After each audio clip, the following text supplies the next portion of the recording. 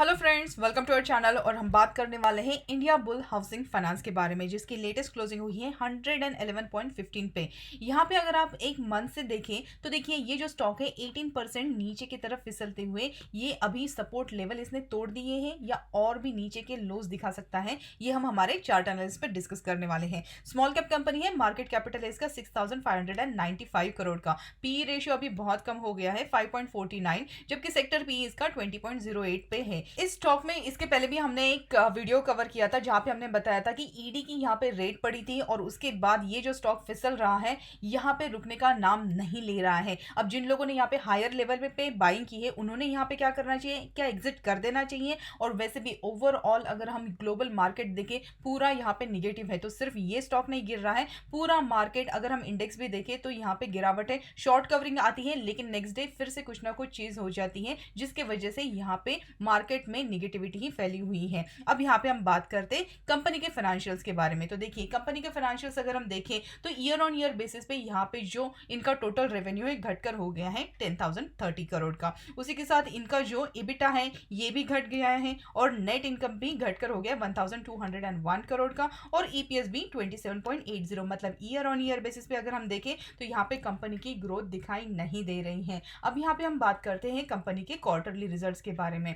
तो देखिए यहाँ पे टोटल रेवेन्यू अगर हम देखें, अब ईयर ऑन ईयर बेसिस पे अगर देखते हैं तो सिर्फ पिछले क्वार्टर से अगर हम कंपेयर करें तो हमें दिसंबर क्वार्टर में यहाँ पे थोड़ी बहुत इंप्रूवमेंट नजर आ रही है। इस बार के इसके क्वार्टरली रिजल्ट अभी डिक्लेयर नहीं हुए हैं तो उसके ऊपर भी यहाँ पे स्टॉक की जो प्राइसिंग है वो भी बहुत डिपेंड करती है। इसी के साथ अगर हम ईबिटा अगर देखते हैं, ईबिटा यहाँ पे बहुत अच्छे से इंप्रूवमेंट नजर आ रहे हैं और ये अभी बढ़कर हो गया है 444 करोड़ का।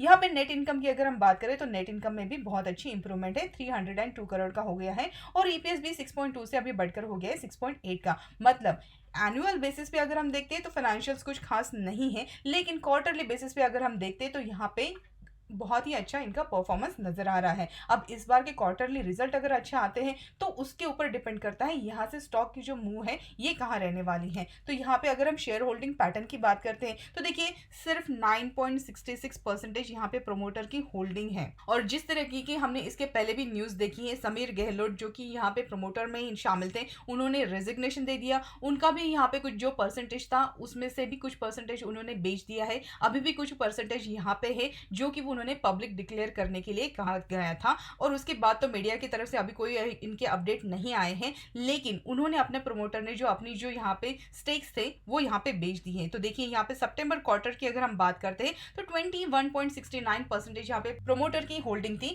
जो कि अभी घटकर दिसंबर में हो गई 9.72% और मार्च में अभी ये हो गई है 9.66%। म्यूचुअल फंड 4.23% है, डीआईआई 8.88%, फॉरेन इंस्टीट्यूशन 26.81% और रिटेल एंड अदर्स यहाँ पे बहुत ज्यादा है जो कि 50.42% है। जहाँ पे हमारे जो रिटेल है, बहुत सारे रिटेलर ऐसे हैं जो कि ऊपर के लेवल पे यहाँ पे अटक गए हैं और जिन्होंने अभी तक एग्जिट नहीं लिया है सपोर्ट लेवल टूटने के बाद भी। देखिए अगर हम यहाँ पे बात करें तो प्रमोटर होल्डिंग घट चुकी है। म्यूचुअल फंड इन्होंने भी पिछले क्वार्टर से अभी के कंपेयर करें तो घटा दी है अपनी होल्डिंग। डीआई ने भी अभी 9.91 से घटकर कर दी है 8.88%। फॉरेन इंस्टीट्यूशन ने भी 29 से कर दिया है 26.81%। मतलब यहाँ पे जो मेन होते हैं promoter, mutual fund, other domestic institution और फॉरेन इंस्टीट्यूशन, चारों ने यहाँ पे अपनी जो शेयर होल्डिंग है घटा दी है। अब बात करते हैं रिटेल एंड अदर्स की। देखिए रिटेल एंड अदर्स यहाँ से जून क्वार्टर से अगर आप देखें तो यहाँ पे कंटिन्यूसली अपनी होल्डिंग बढ़ाते हुए नजर आ रहे हैं। बहुत सारे ऐसे कॉमन रिटेलर होंगे जो अपना यहाँ पे एवरेजिंग भी कर रहे होंगे जिसकी वजह से यहाँ पे देखिए इनका जो परसेंटेज है बढ़ रहा है। लेकिन जो यहाँ पे मेजर दिग्गज हैं उन्होंने तो अपना यहाँ पे शेयर होल्डिंग कंटिन्यूसली घटाते हुए ही दिखाई दे रहा है, जहां से ये पता चलता है कि स्टॉक्स में जो स्ट्रॉन्ग हैंड्स है वो निकल गए हैं लेकिन वीक हैंड्स जो है वो यहाँ पे ऐड होते जा रहे हैं। अब देखिए लेटेस्ट न्यूज की अगर हम बात करें तो 11 मई की न्यूज है जहां पे एक्सचेंज ने यहाँ पे इंडिया बुल हाउसिंग को यहाँ पे क्लैरिफिकेशन मांगा है। जिस तरीके से यहाँ पे जो स्टॉक प्राइस है इसमें मूवमेंट हो रही है उसके हिसाब से उन्होंने उन्होंने कंपनी को पूछा है कि इसका रीज़न क्या है, क्यों ये जो स्टॉक है इतने तेज़ी से नीचे की तरफ जा रहा है। लेकिन इसका जो रिप्लाई है अभी अवेटेड है। तो हम लोग को भी इंतज़ार है इंडिया बुल हाउसिंग की तरफ से कि उनका क्या रिप्लाई आता है, और जैसे ही वो ये रिप्लाई आता है हमें एक क्लैरिफिकेशन मिल जाएगा कि इसका रीज़न क्या है, और उसी के हिसाब से हम आगे के मूव के बारे में भी सोच सकते हैं। तो देखिए अभी हम बात करते हैं टेक्निकल चार्ट एनालिसिस के बारे में, जहाँ पे मैंने इसका वीकली चार्ट ओपन किया है। जैसे कि आप देख रहे हैं 340 का यहाँ पे एक मिड हाई बना था, और उसके बाद जो गिरावट आई है, इसने जो बॉटम यहाँ पे बनाया था उसके जो लेवल थे 81, ये कोविड के टाइम के लोज है, जहाँ पे इसने एक बॉटम बनाया था, और उसके बाद इसने एक बहुत अच्छा पुल बैक दिया, और यहाँ पे कंसोलिडेशन के साथ ये जो स्टॉक है इसने यहाँ पे 300 के ऊपर 312 के आसपास यहाँ पे एक हाई बनाया। लेकिन इस हाई के बाद ये जो स्टॉक है नया हाई नहीं बना पाया। इसके बाद जो हाई बना वो बना 280 का, और उसके बाद ये जो स्टॉक है फिसलते हुए नीचे की तरफ ही आया। अब देखिए अगर हम यहाँ पे चार्ट पैटर्न की बात करते हैं तो ये जो स्टॉक है इसने राउंडिंग टॉप फॉर्मेशन यहाँ पे करते हुए नजर आ रहा है, मतलब यहाँ से ऊपर की तरफ गया, लेकिन ये जो हमारा हाई है ये सस्टेन नहीं हो पाया, और वहां से हमें भारी गिरावट के साथ ये जो स्टॉक है नीचे फिसलते हुए नजर आ रहा है। इसके पहले हमारा जो सपोर्ट था वो था यहाँ पे 130 का। ये सपोर्ट हमारा आज के दिन में टूट चुका है। जिस तरीके की यहाँ पे बहुत बड़ी कैंडल बनी है, रेड कैंडल बनी है, यहाँ पे जो चार्ट है इसमें वीकनेस ही दिखा रही है। मतलब अब देखिए यहाँ पे एक छोटा सा एक इंटरमीडिएट हमारे लिए सपोर्ट है 111 के आसपास, जहाँ पे इसकी क्लोजिंग हो गई है। अब देखिए जिस तरीके की ये कैंडल बनी है ये तो यही दर्शा रहा है कि ये जो स्टॉक है और नीचे भी फिसल सकता है, अगर हमारा ये 111 का जो सपोर्ट है ये भी टूट जाए तो। अब उसके बाद नीचे की तरफ अगर जाता है तो 81.43 का ये यहाँ पे बॉटम बना सकता है। मतलब इसके पहले जो हमारा कोविड के टाइम पे जो लो बना था 81 के आसपास, और एग्जैक्टली ये इसके पास भी जा सकता है अगर हमारा ये जो लेवल है ये अगर टूट जाता है तो। और वैसे भी जिस तरीके से मार्केट कंटिन्यूसली गिर रहा है, अगर ये स्टॉक यहाँ से गिरते हुए नीचे की तरफ 81 के आसपास भी अगर जाता है तो यहाँ पे एक डबल बॉटम फॉर्मेशन हो जाएगा। मतलब अगर ये स्टॉक यहाँ पे 81 के आसपास आता है तो हमें देखना है क्या ये स्टॉक यहाँ से एक कोई ग्रीन कैंडल बनाता है आने वाले सेशन में। अगर यहाँ का जो हमारा सपोर्ट है ये अगर सस्टेन होने लगता है, या फिर यहाँ पे कोई इंडिकेशन हमें मिलता है, कोई ग्रीन कैंडल बनती है, माराबुजू कैंडल बनती है, या फिर कोई मॉर्निंग स्टार बनता है, तो यहाँ से हमें एक पुल बैक दिखाई दे सकता है। लेकिन जैसे कि आप देख रहे हैं ये जो स्टॉक है इसने हमारे जितने भी सपोर्ट थे, मतलब अगर मैं यहाँ पे एक ट्रेंड लाइन ड्रॉ करती हूँ, देखिए अगर यहाँ से मैं एक अगर ट्रेंड लाइन ड्रॉ करती हूँ तो ये जो स्टॉक है यहाँ से ऐसे जा रहा था, लेकिन ये जो ट्रेंड लाइन टूट गई है उसके बाद शार्प यहाँ पे हमें फॉल दिखाई दिया। शार्प फॉल के बाद एक पुल बैक नजर आया, और उसके बाद फिर से यहाँ पे गिरावट कंटिन्यू दिखाई दे रही है। अब अगर ये स्टॉक यहाँ पे नीचे की तरफ फिसलता है और अगर ये उसके बाद यहाँ पे ऊपर की तरफ आने लगता है तो हमारे लिए बहुत सारे यहाँ पे रेजिस्टेंस रहेंगे, जैसे कि 111 का फिर से एक रेजिस्टेंस हो जाएगा, उसको यहाँ पे सस्टेन करना पड़ेगा। अगर ये यहाँ पे सस्टेन हुआ तो ही उसके बाद हमें 130 के बारे में यहाँ पे टारगेट के बारे में सोच सकते हैं।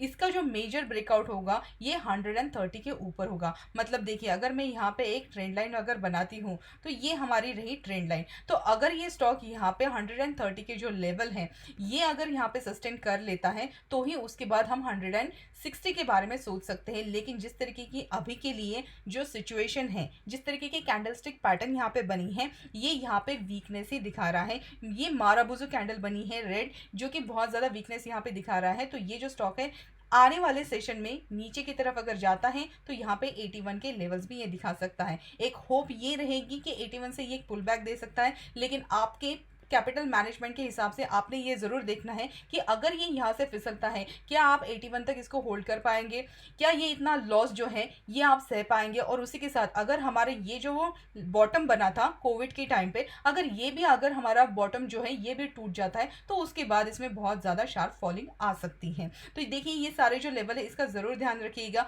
अपने कैपिटल मैनेजमेंट के साथ। अगर आप इतना लॉस नहीं सह सकते तो अभी के लिए आप इसमें से एग्जिट कर सकते हैं। अगर ये स्टॉक नीचे की तरफ आता है तो कोई बात नहीं, ठीक है, इसको हम छोड़ देंगे जब यहाँ पे मार्केट में स्ट्रेंथ दिखाई देगी, क्योंकि पूरा मार्केट जो है उसमें स्ट्रेंथ नहीं है।